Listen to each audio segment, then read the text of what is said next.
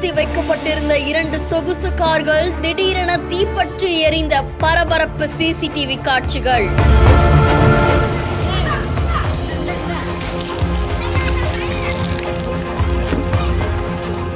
பல லட்சம் ரூபாய் மதிப்புள்ள சொகுசு கார்கள் எரிந்ததால் அதிர்ச்சியில் உறைந்த உரிமையாளர்கள்.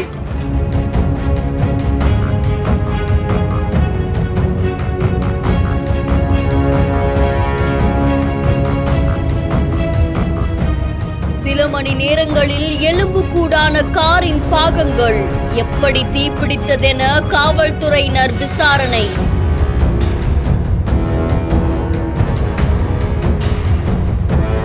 மதுரை மாநகர் ஆனையூர் சங்கீத் நகர் 2வது தெரு பகுதியை சேர்ந்தவங்க தான் பாபு. இவருடைய வீட்டு முன்னாடியே தன்னுடைய விலை உயர்ந்த டாடா சஃபாரி, அதுக்கப்புறமா பக்கத்துல குடியிருக்கக்கூடிய கனி அப்படின்றவருடைய எக்ஸ்யூவி காரை பக்கத்துல இருக்கக்கூடிய கார் ஷெட்ல நிறுத்தி வச்சிருந்திருக்காங்க.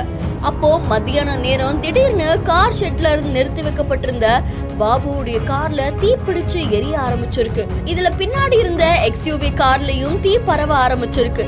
இதை தொடர்ந்து கார்கள் நிறுத்தி வைக்கப்பட்டிருந்த அந்த கூரையுடைய செட் முழுக்க திடீர்னு தீப்பற்றி எரிய தொடங்கினதால கார் முழுக்க மளமளன்னு எரிய ஆரம்பிச்சு அந்த இடமே புகை மண்டலமா காட்சியளித்திருக்கு. இதை தொடர்ந்து அக்கம் பக்கத்தினர் உடனடியா தீயை அணைக்கிறதுக்கு முயற்சி பண்ணியிருக்காங்க.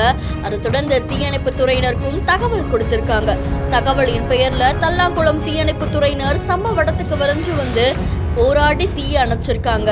இருந்தாலுமே இந்த தீ விபத்து சுமார் 40 லட்சம் ரூபாய் மதிப்பிலான கார்களை முழுமையா சேதப்படுத்திருச்சு. இந்த தீ விபத்து வெயிலின் தாக்கத்தால ஏற்பட்டுச்சா இல்ல மின்கம்பி உரசினதால ஏற்பட்டுச்சா அப்படின்னு சொல்லி கூடல்புதூர் காவல்துறையினர் வழக்கு பதிவு செஞ்சு விசாரணை நடத்திட்டு வராங்களாம். பத்திரப்பதிவுத்துறை அமைச்சரான மூர்த்தி அவர்களுடைய கார் ஓட்டுநருடைய சகோதரரான பாபுவுடைய வீட்டு முன்னாடி நிறுத்தி வைக்கப்பட்டிருந்த கார் இப்படி தீப்பிடிச்சு எரிய ஆரம்பிச்சது அந்த பகுதியில் பெரும் பரபரப்பையும் அதிர்ச்சியையும் ஏற்படுத்தியிருக்கு.